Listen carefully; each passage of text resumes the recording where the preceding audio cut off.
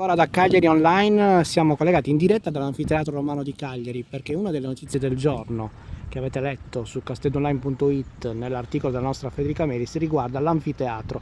Il sindaco Zed ha annunciato che sono ripresi finalmente i lavori per smontare quelle che vedete, la legnaia, le tribune in legno del secondo e terzo anello, grazie a 1,5 milioni di euro che sono stati stanziati 2 anni fa, anzi nel 2013 per la precisione. Un anno prima appena 300.000 euro erano serviti per smontare il primo anello. Di fatto la legnaia è ancora qua, ci sono state delle polemiche, l'anfiteatro è chiuso da 5 anni, ma adesso il sindaco promette che ci saranno anche spettacoli, finalmente, che l'anfiteatro tornerà ad essere popolato dai cagliaritani nonché riaperto ai turisti. Questa è la situazione che si vede oggi, però a quanto pare i lavori sono ripresi, gli operai sono tornati e la legnaia che tanto ha fatto discutere a colpi di carte bollate, di processi, sarà eliminata. Ma di fatto è ancora così e insomma c'è chi pensa che sia soltanto una trovata elettorale, almeno questo lo afferma il centrodestra, è il gioco delle parti. Ve lo raccontiamo nel servizio di Federica Melis, collegatevi su www.castellonline.it